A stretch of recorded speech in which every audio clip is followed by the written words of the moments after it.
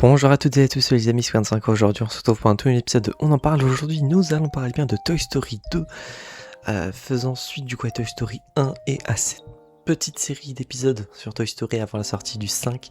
Le prochain épisode sera logiquement l'épisode où on en reparle sur le troisième film, parce que j'avais déjà fait un épisode dessus il y a plusieurs années déjà. Donc commençons directement par le résumé du film.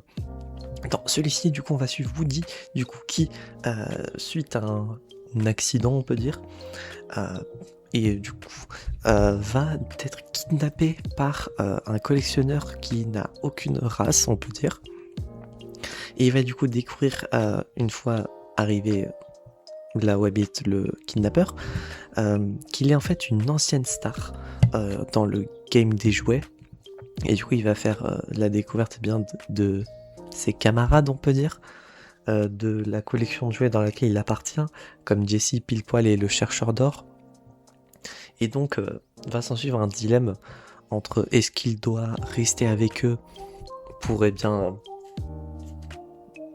rester avec eux sur le fait que, Andy, certes, est un enfant actuellement, mais il ne le restera pas indéfiniment, ou, bien, retourner à la maison parce que tout un groupe, mené par Buzz, et sont en mission sauvetage pour aller récupérer Woody.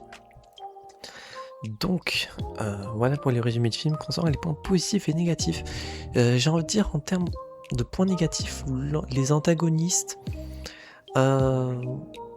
l'antagoniste principal, on va dire, sans spoiler, on n'a pas énormément de développement le concernant, dans le sens où il dit pourquoi il fait les choses comme ça, mais il n'indique pas le pourquoi il le fait de cette façon-là, quelles sont ses motivations véritables, etc. Et pareil, le personnage de Hal de la ferme aux jouets, je le trouve pas si intéressant. C'est limite si il est un peu osef. En tout cas, en termes de perso, je l'aime pas. La modélisation des humains est bien mieux, et Andy, en point positif en tout cas, est bien mieux modélisé. Contrairement au premier film où là c'était un peu étrange. Après la scène de l'aéroport, là on voit bien que les persos sont encore un peu rigides. Donc ça encore on voit que c'est encore un peu les débuts de Pixar, même si ça fait 6 ans qu'ils ont sorti le premier film. Non, 5. Le premier est sorti en 1995 et celui-ci est sorti en 2000 en France. Donc ouais, 5 ans plus tôt. On sent que encore il y a quelques petits trucs à gérer sur ça. Point positif par contre au niveau des crédits, je me souvenais qu'il y avait ça, mais que c'était plus fait sous cette façon-ci. En tout cas, durant les débuts des crédits, il y a comme si c'était des backstage, les scènes coupées, ratées. Comme si du coup les jouets c'était des vrais acteurs et tout. Ça c'est une bonne idée je trouve. Et c'était très bien, marrant. Je sais plus s'ils ont refait ça dans d'autres films Pixar ou quoi, de cette période-là. En tout cas, j'en ai pas trop le souvenir.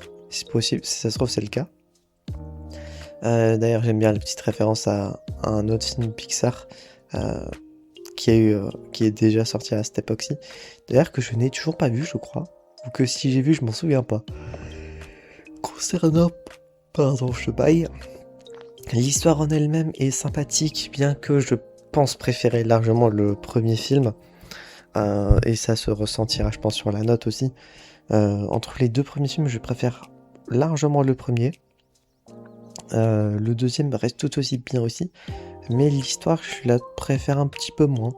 La mission sauvetage et tout, c'est intéressant, mais ouais. Il y a l'introduction également de nouveaux jouets, de nouveaux persos, ou la réintroduction, on peut dire. Je pense à Sifli, par exemple, qui techniquement était déjà présent, mais qui, chronologiquement parlant, enfin, il était déjà présent, mais dans le film, on le voit que maintenant. Un personnage assez sympa, bien que peu de développement du pourquoi du comment il a fini là-bas.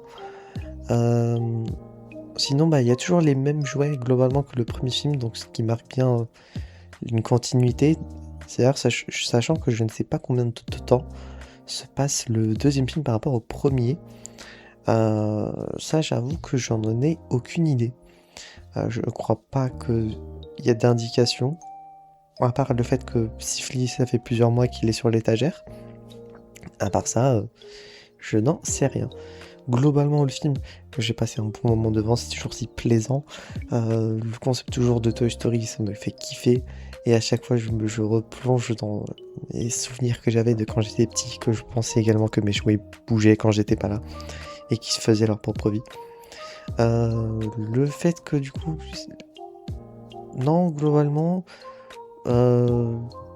Molly qui on voit grandir un petit peu, on voit surtout ça à la fin du film, et que on commence à marquer des sujets dans Toy Story qui n'étaient pas trop dits dans le premier, dans le sens où une fois que l'enfant, enfin des jouets, une fois qu'il est plus grand et plus vieux, il va plus jouer avec ses jouets.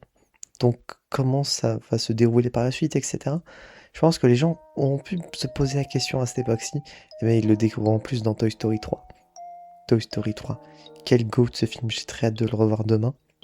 D'ailleurs, je vous regarde ça, on est le 30 mai.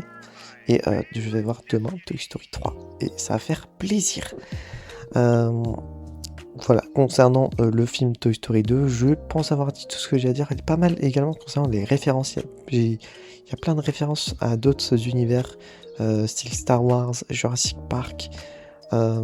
Également des petites blagues que j'avais pas fait gaffe, ou en tout cas sur laquelle je m'en souvenais pas.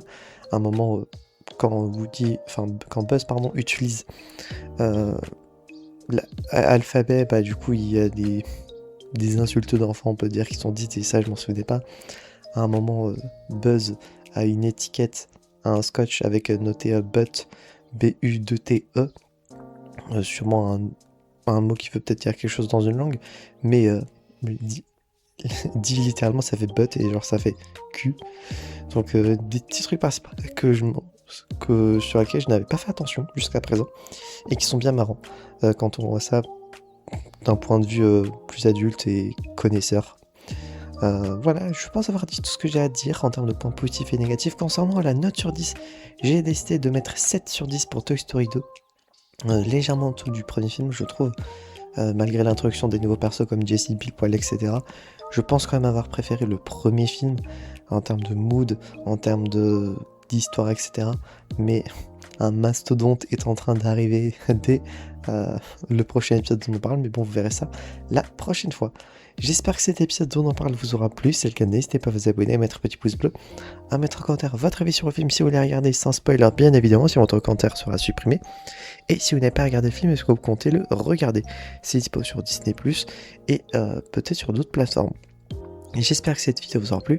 Et j'espère qu'on se retrouve donc la prochaine fois pour de prochaines aventures. C'est Vegan5 et je veux dire enjoy.